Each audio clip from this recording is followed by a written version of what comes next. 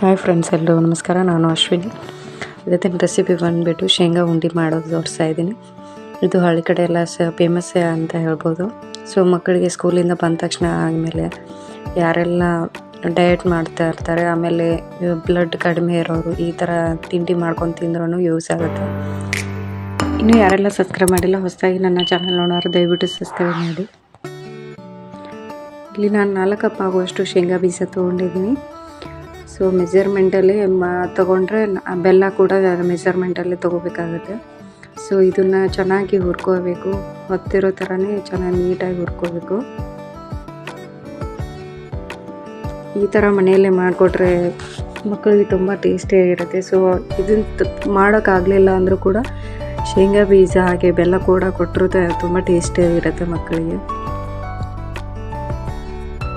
So ಇವಾಗ ಆಗಿದೆ friends, ಈ ಥರ ಬರುತ್ತೆ. ಕೈಯಲ್ಲಿ ತಿಕ್ಕಿದ್ರೆ ಆರಾಮಾಗಿ ಬರುತ್ತೆ. ಸೊ ಇಲ್ಲ ಅಂದರೆ ನಿಮ್ಮ ಬಟ್ಟೆಯಲ್ಲಿ ತಿಕ್ಕಿದ್ರೂ ಬಂದುಬಿಡುತ್ತೆ. ಸೊಪ್ಪೆ ಎಲ್ಲ ನೀಟಾಗಿ ತಕ್ಕೊಂಡ್ರೆ ಈ ಥರ ಆಗಿಬಿಡುತ್ತೆ.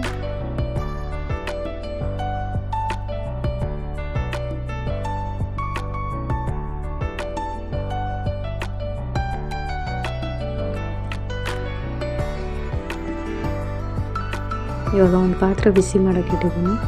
ಸೊ ಅದು ಬಿಸಿ ಆದಮೇಲೆ ಇದಕ್ಕೆ ಬೆಲ್ಲ ಸೇರಿಸ್ಕೋತಾ ಇದ್ದೀನಿ. ನೀರು ಕೂಡ ಜಾಸ್ತಿ ಆ್ಯಡ್ ಮಾಡಲೇಬಾರ್ದು, ಸ್ವಲ್ಪ ಸ್ವಲ್ಪ ಹಾಕಿಬಿಟ್ಟು ಆ ಪಾಕ ಮಾಡ್ಕೋಬೇಕು. ಈ ಪಾಕದಲ್ಲೇ ನಮ್ಮದು ಚೆನ್ನಾಗಿ ಬಂದರೆ ಮಾತ್ರ ಉಂಡೆ ಕಟ್ಟಕ್ಕೆ ಬರುತ್ತೆ. ಇಲ್ಲಾಂದರೆ ಶೇಂಗಾ ಬೀಜ ಬೆಲ್ಲ ಕುಡಿಸಿದ ಮೇಲೆ ಉದುರಾಗಿಬಿಟ್ಟು ಕಟ್ಟಿದ್ರೂ ಅದು 1-2 ದಿವಸದಲ್ಲಿ ಉದುರು ಬೀಳುತ್ತೆ. ಸೊ ನೋಡಬೇಕಿದ್ರೆ ಪಾಕ ಮಾಡಬೇಕಿದ್ರೆ ಸ್ವಲ್ಪ ನೋಡ್ಕೊಂಡು ಮಾಡಿ. ನೀರು ಮಾತ್ರ ಹಾಕಲೇಬೇಡಿ, ಜಾಸ್ತಿ ಹಾಕಬೇಡಿ. ನಾನು ನೋಡಿ ಒಂದು ಸ್ವಲ್ಪ ಮಾತ್ರ ಹಾಕ್ಕೊಂಡಿದ್ದೀನಿ. ಸ್ವಲ್ಪ ಮಾತ್ರ ನೀರು ಆ್ಯಡ್ ಮಾಡ್ತಾಯಿದ್ದೀನಿ. ಸೊ ನೋಡಿಕೊಂಡು ಹಾಕಿ. ಸೊ ಇದು ಕುದಿ ಬಂದಮೇಲೆ ಈ ಥರ ಕಲಿಸ್ಬಿಟ್ಟು ಬೆಲ್ಲ ಎಲ್ಲ ಕರ್ಗೋವರೆಗೂ ನೋಡಬೇಕು, ಅಷ್ಟೇ ನೀರು ಹಾಕಬೇಕು.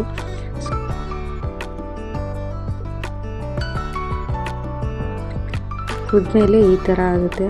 ಬೆಲ್ಲ ಸ್ವಲ್ಪ ಕರಗ್ತಾನೆ ಬರೋ ಥರ ಬರುತ್ತೆ. ಸೊ ಕಲಿಸ್ತಾ ಇರಬೇಕು ಬೆಲ್ಲ. ಇದು ಸ್ವಲ್ಪ ಕೈಗೆ ಬಿಡಬಾರ್ದು. ಸೊ ಇದು ಬಿರುಗು ಬರ್ತಾ ಇದೆ ಅಂದರೆ ಪಾಕಕ್ಕೆ ರೆಡಿ ಆಗ್ತಾ ಇದೆ ಅಂತಲೇ ಗೊತ್ತಾಗುತ್ತೆ. ಸೊ ಇದಾಗಿದೆ, ಆರಕ್ಕೆ ಬಿಟ್ಟಿದ್ದೆ. ಈ ಥರ ಇದೆ. ಸ್ವಲ್ಪ ಮಾತ್ರ ಅದು ಬಿಸಿ ಇದ್ದಾಗ ನಾನು ನೋಡೋಕ್ಕೆ ಬರೋಲ್ಲ ಪಾಕ.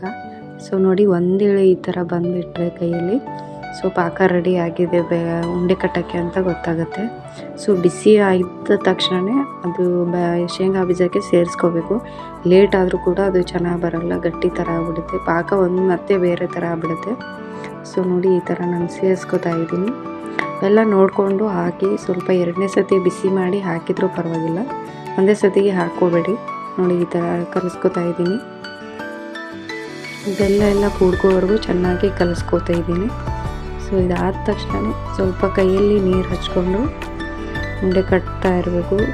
ಸ್ವಲ್ಪ ಬಿಡ್ತಾ ಫ್ಯಾನು ಅದು ಇದು ಹಚ್ಕೊಂಡ್ಬಿಟ್ರೆ ಅದು ಉಂಡೆ ಕಟ್ಟಕ್ಕೆ ಬರೋಲ್ಲ. ಬೇಗ ನಮ್ಮ ಕೈಯಲ್ಲಿ ಎಷ್ಟು ಆಗುತ್ತೋ ಅಷ್ಟು ಬೇಗ ಕಟ್ಬಿಟ್ರೆ ಅದು ಬಿಸಿ ಮಾಡೋಕ್ಕಾಗಲ್ಲ. ಈ ಬಿಸಿ ಮಾಡೋ ನೆಸೆಸಿಟಿ ಬರೋಲ್ಲ, ಯಾಕಂದರೆ ಇದು ಗಟ್ಟಿ ತಳ ಎಲ್ಲ ಹಿಡ್ಕೊಂಡು ಗಟ್ಟಿ ಥರ ಆಗಿಬಿಟ್ರೆ ಉಂಡೆ ಬರೋಲ್ಲ.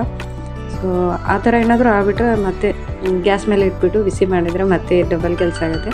ಸೊ ಅದು ಮಾಡ್ತಾನೆ ಕೈ ಸ್ವಲ್ಪ ಸುಡುತ್ತೆ. ನೀರು ಹಚ್ಕೊಂಡ್ಬಿಟ್ಟು ಕಟ್ತಾ ಇರಬೇಕು. ನೋಡಿ ಫ್ರೆಂಡ್ಸ್, ಇದು ನಾನು ಕಟ್ಟಿದ್ದೆ, ಈ ಥರ ಬಂದಿದೆ. So thanks for watching friends, bye.